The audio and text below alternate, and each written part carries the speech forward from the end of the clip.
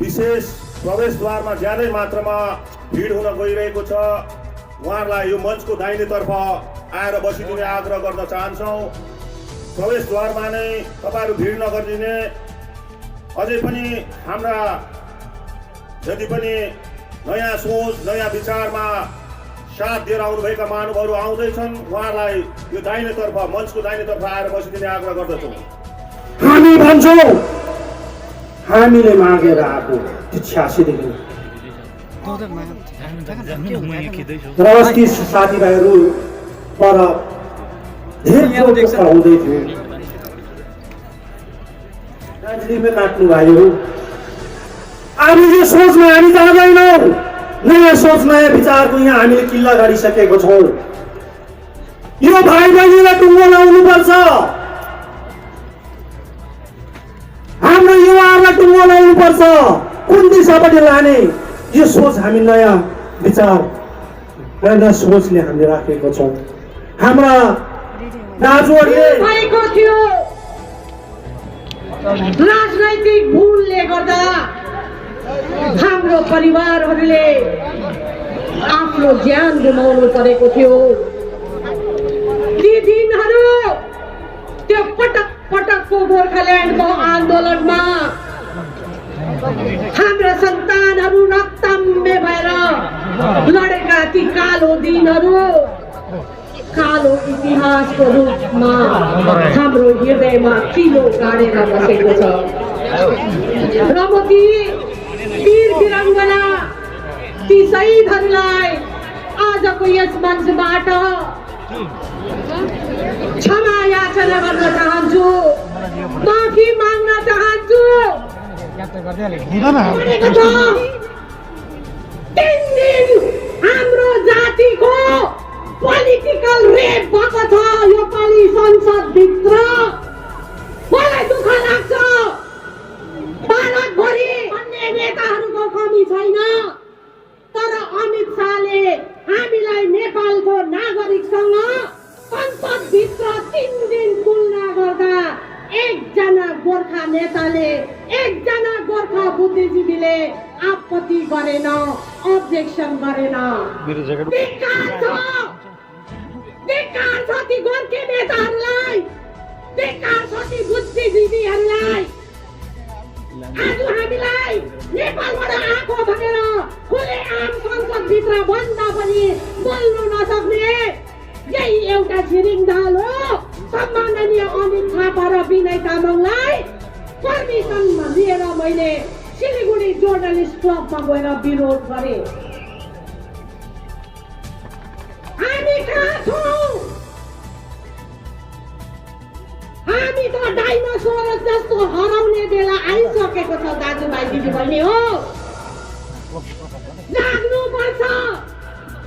धरणीधर कोइरालाले जागो जागो अब जागो न जागो, लाग उन्नति विषय अब लाग भनेर कोरेको कवितालाई अब हामीले मरण चिन्तन गर्नुपर्छ। अब हामी जाग्नुपर्छ। पोलिटिकली कन्सियस हुनुपर्छ। गाली गर्नु र ताली मार्नुमा मात्रै होइन, दिमाग पनि अलिकति चलाउनु पर्छ। ठुलो महाजनसभा पर वीरपाडाङ हुँदैछ र सभाध्यक्ष महोदय, मञ्चमा उपस्थित श्रद्धेय गोर्खा जनमुक्ति मोर्चाका अध्यक्ष श्रीमान विनय तामाङज्यू, महासचिव साथै जिटेका चेयरम्यान अनित थापाज्यू, सम्पूर्ण नेतृत्व वृन्द अनि विशेष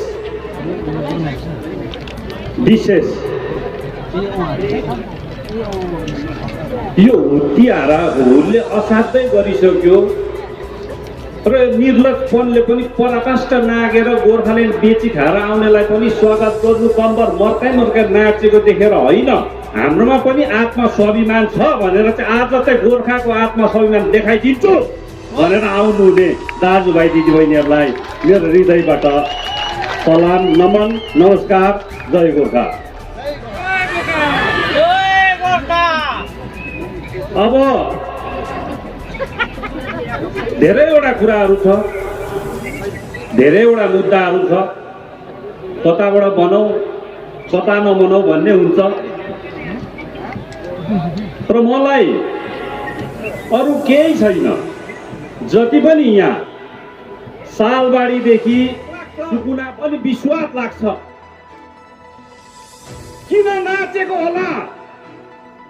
आफ्नो व्यक्तिगत सुरक्षाको निम्ति बङ्गालसँग लुटुपुटु गरोस् कि जेसुकै गरोस्, त्यो उहाँको निजी मामला हो।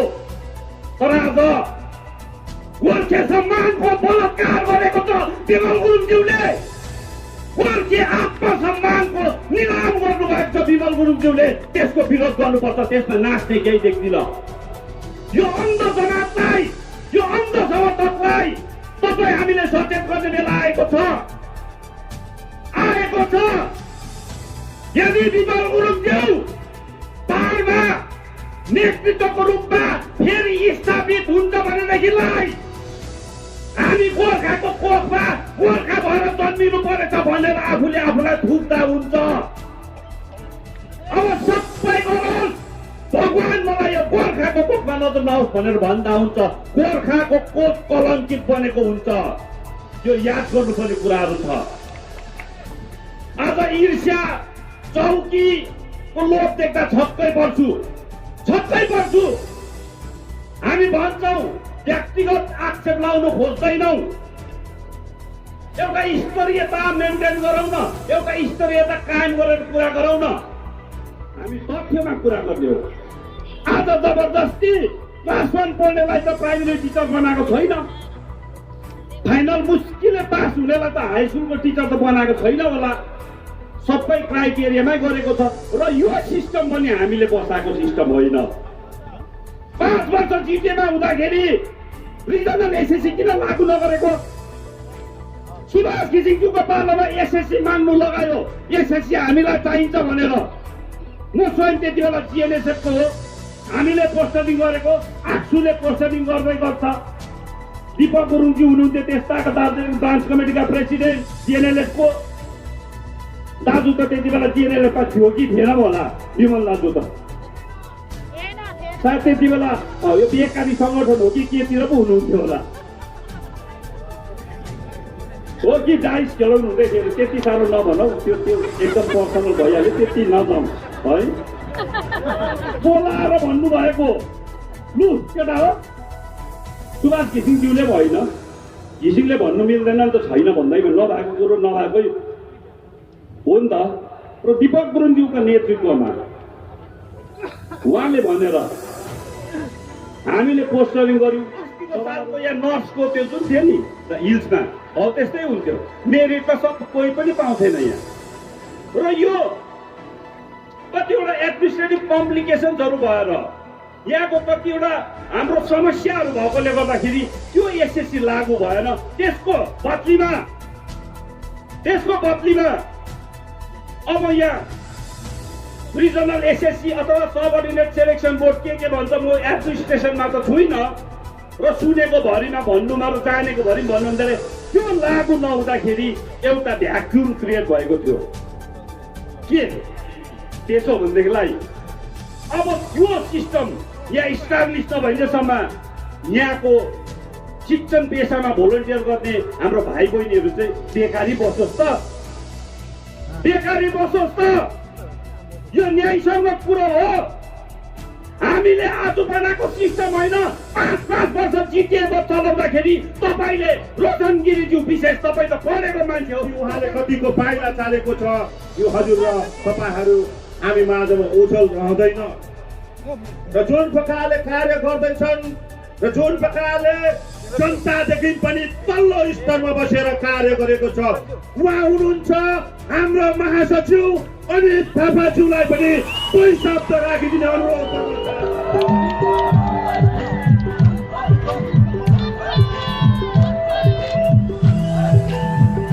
सबैजना उठेर झन्डा हल्लाएर उहाँको सम्बोधनलाई स्वागत गरिदिने म अनुरोध गर्न चाहन्छु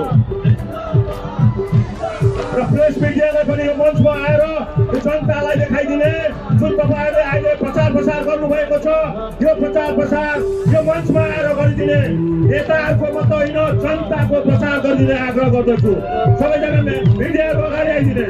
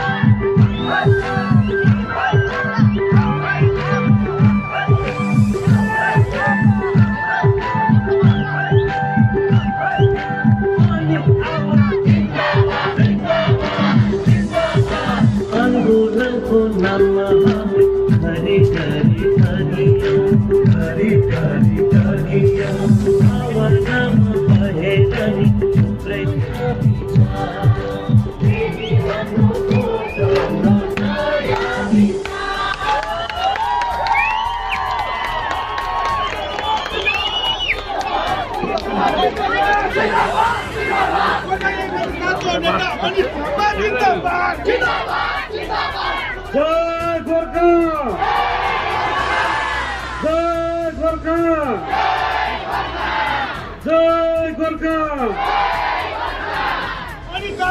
2017देखि यो परिवर्तन अभियानमा लागेको थियो हामी।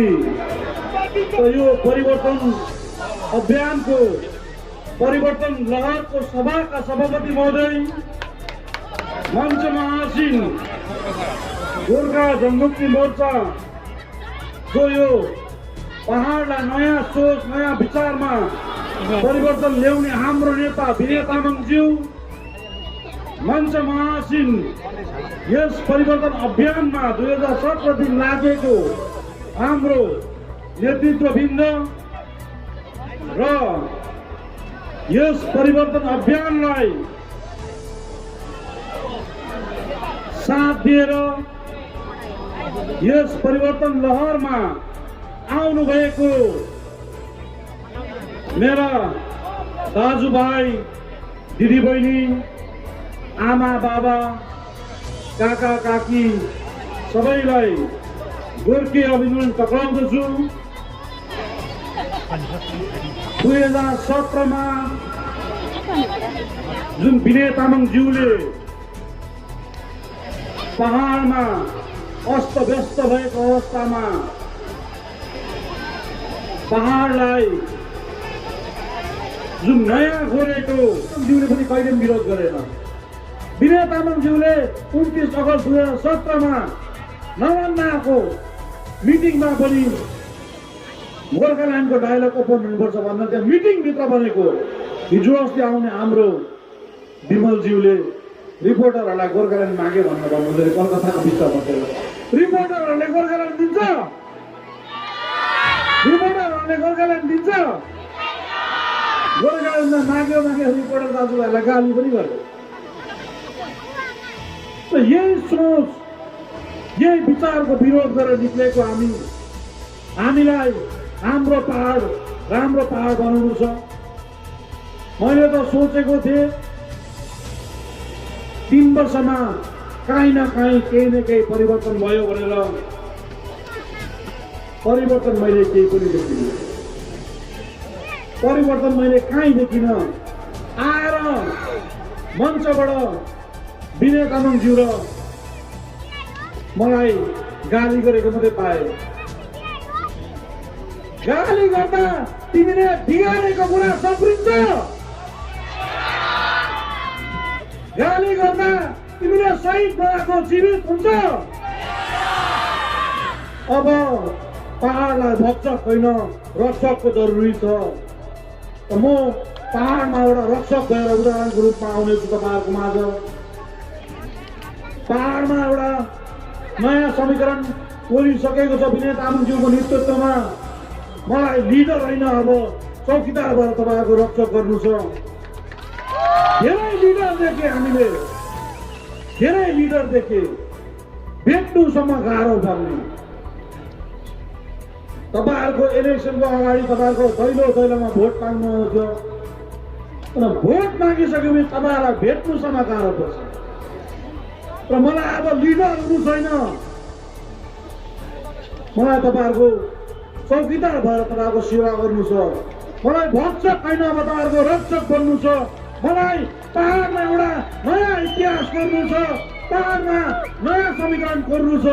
पहाडवासीले धेरै दुःख पायो।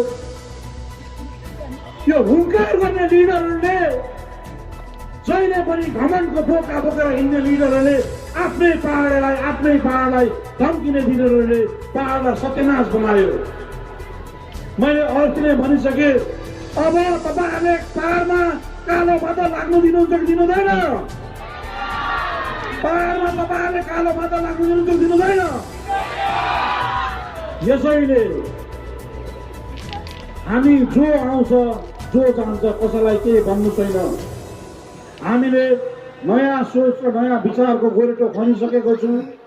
र यो गोरेटोमा हामीलाई अगाडि बढाउनु छ। 2007को आन्दोलनमा मैले भने, मैले 2017मा राजनीति बुझेको।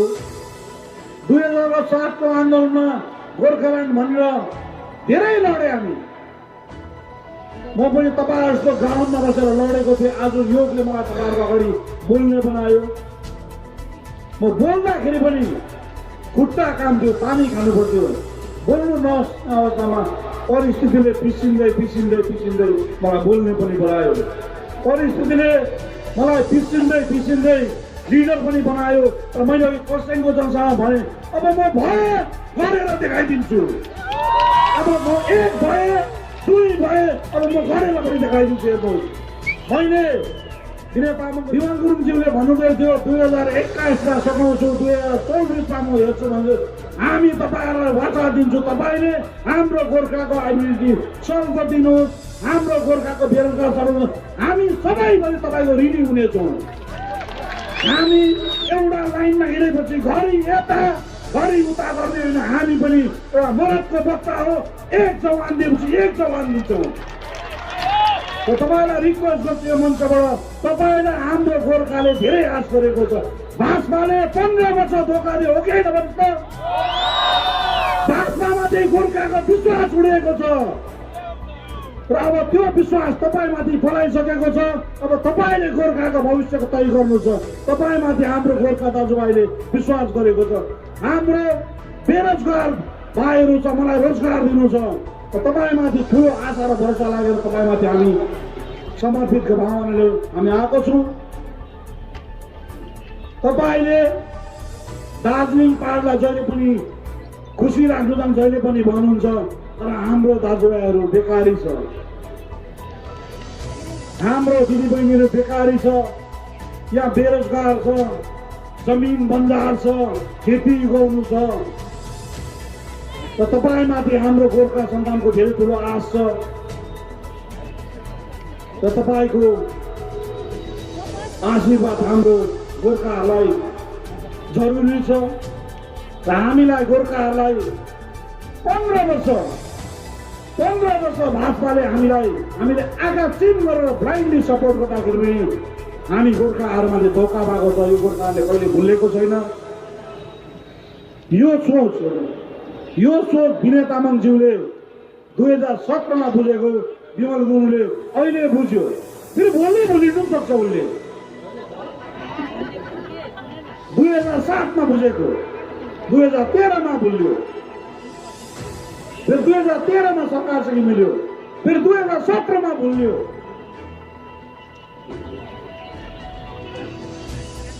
यस्तो भुलिने मान्छेले पाहाडा लिडर दिएर अगाडि हुन्छ।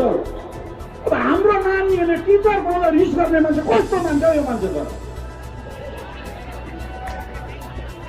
टिचर पाइरहेको छ हाम्रो नानीहरू, टिचर पाउँदा पनि उसलाई रिस। यस्तो पनि नेता हुन्छ लु भन्नु त?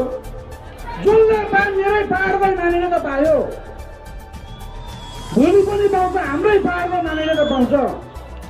यस्तो आफ्नै मान्छेलाई रिस गर्ने नेता हुन्छ कहिले लु भन्नुहोस् त? त्यही कारण मनता मान्छेलाई भन्छु, हामीले त तपाईँलाई साथ दिएको थियौँ, अहिलेसम्म साथ पनि दिइरहेको छ। हामी नक्सा चेन्ज गरिदिन्छौँ, तर समय लाग्छ। जसरी अहिले पनि म दिन रात नसुती एक गरेर तपाईँहरूको सेवामा लागेको छु, भोलि पनि तपाईँहरूको दिन रातको सेवामा लाग्छु भन्ने वाचा दिँदै मेरो सानो समाजमा यहाँ सुरु गर्छु। धन्यवाद। जय गोर्खा, जय गोर्खा।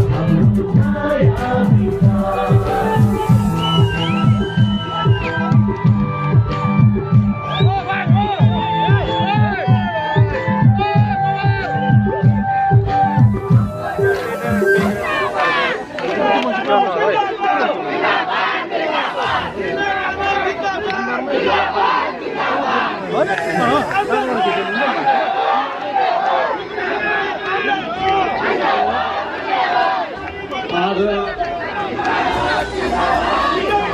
13 तारिक डिसेम्बर 2020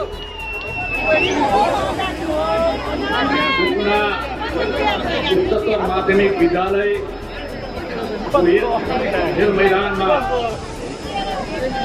आयोजित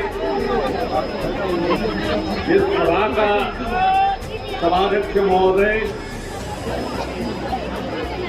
मंचमा आसीन गोर्खा जनमुक्ति मोर्चा केन्द्रीय समिति का महासचिव एवं गोर्खालैंड क्षेत्रीय प्रशासन का सम्माननीय अध्यक्ष भाई अनित थापा, मंचमा आसीन गोर्खा जनमुक्ति मोर्चा, गोर्खा जनमुक्ति नारी मोर्चा, Gorkha Janmukti Yuva Morcha, Darjeeling Terai Dooars plantation labour union,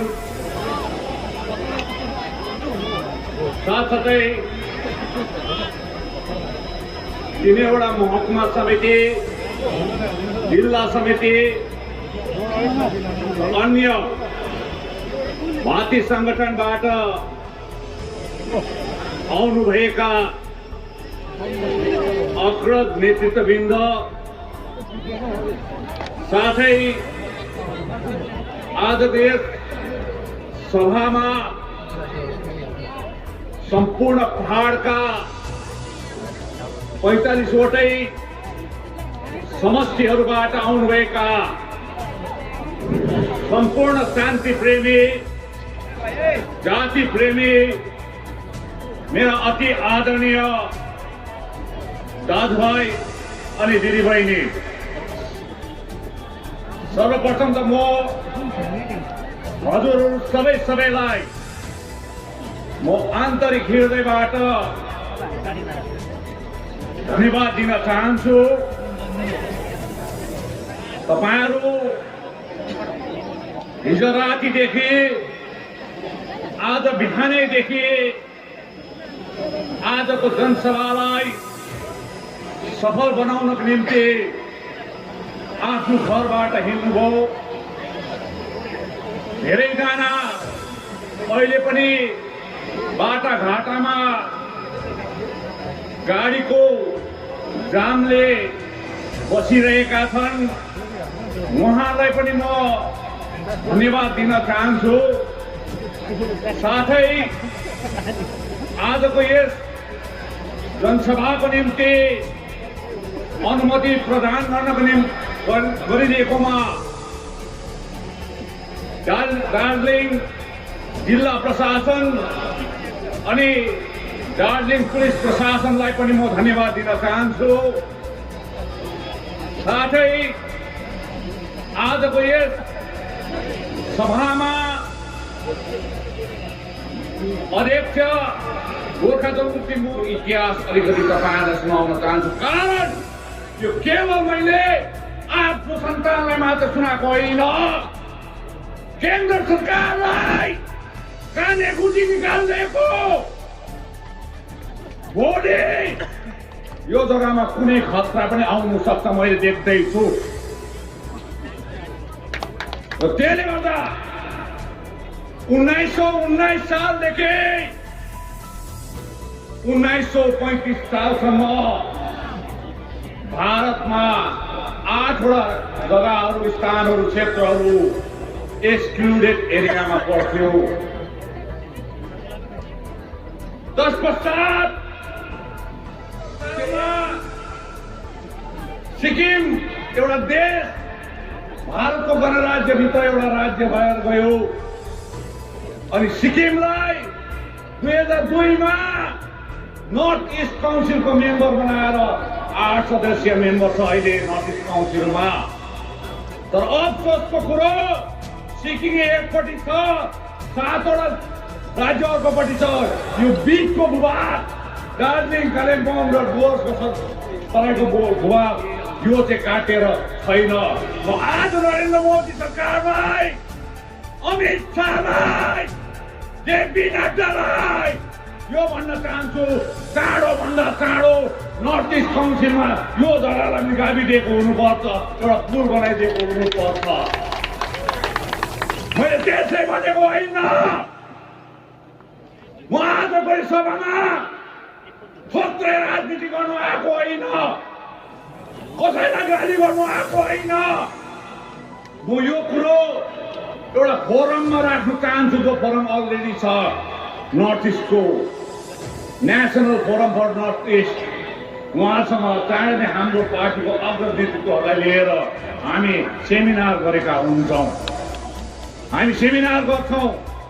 त्यसैले गर्दाखेरि तपाईँहरूलाई म यो भन्न चाहन्छु कि आज जे जति पनि मैले समय कम्ती लिएको छु, कारण म आफै पनि बिरामी छु। र जे जति मैले आज भने तपाईँहरूलाई यो कुरो तपाईँले बुझिदिनुहोस्। सरकारले बुझ्नुपर्छ, सबैले बुझ्नुपर्छ। 2017 मा जुन आगो लागेको थियो यो पहाडमा, 6 महिना छ हाम्रो हातमा, हामी कुनै पनि डिसिजन लिन सक्छौँ। यो सबै राजनीतिक पार्टीलाई आज नै भनिदिएको हो। मैले अघि नै भने हामी सत्ताको भोगी होइनौँ,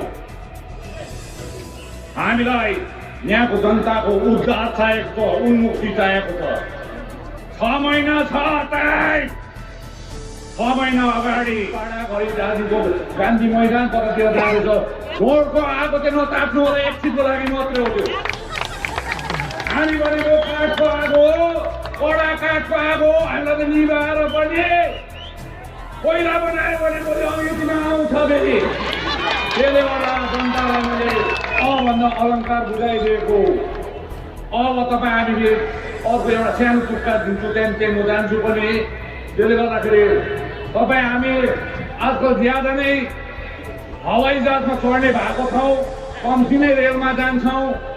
त्यसले गर्दाखेरि ट्रेनमा जाँदाखेरि 12-14 घन्टा लाग्छ भनेर हामी हवाईजहाजमा जान्छौँ। हवाईजहाजको अहिले फेयर कम्ती भएकोले गर्दाखेरि यहाँनिर एनजेपीमा दिल्ली जानुको निम्ति 3-4वटा ट्रेन लाग्छ। एउटा राजधानी हो, राजधानी सफा पनि हुन्छ। तपाईँलाई चढेपछि सुप पनि ल्याइदिन्छ, गरम छ भने आइसक्रिम पनि दिन्छ, कफी पनि दिन्छ, खाना पनि दिन्छ। एकैछिनमा आउँछ। बेडसिट पनि सेतो सफा, पिलो कभर पनि सेतो, ब्ल्याङ्केट पनि राम्रो। अनि 24 घन्टामा तपाईँलाई न्यू दिल्ली स्टेसन पनि पुऱ्याइदिन्छ। एउटा ट्रेन छ नर्थ इस्ट, अलिकति मैला पनि छ, तर उसले 36 घन्टामा पुऱ्याउँछ। सुपहरू पाउँदैन, त्यो भित्र फेरि आइसक्रिम पाउँदैन। एउटा ब्रह्मपुत्र मेल छ, त्यसले 48 घन्टामा पुऱ्याउँछ फेरि, त्यो पनि अलिअलि मैला छ, त्यहाँ सुप फुप पाउँदैन, त्यो प्यान्टीले दिन्छ, त्यति नै हो। एउटा चाहिँ लोकल ट्रेन छ, लोकल ट्रेनको ड्राइभर चाहिँ इन्जिनको ड्राइभर चाहिँ 3 पल्ट फेल पनि भइसक्यो। फेरि जति बेला स्पिड कुदाउनु पर्छ, दुईटा स्टेसनको बिचमा बसिदिन्छ जङ्गलको ठाउँमा। कोही बेला चाहिँ फेरि सिक्की नै नलागिकन ट्र्याक मास्टरले ट्र्याकै नदिकन उडाउँछ पनि। यो 4टा ट्रेन अहिले यो उत्तर बङ्गालको राजनीतिमा बसिरहेको छ, एनजेपीमा। विनय तामाङ जिन्दाबाद, विनय तामाङ जिन्दाबाद।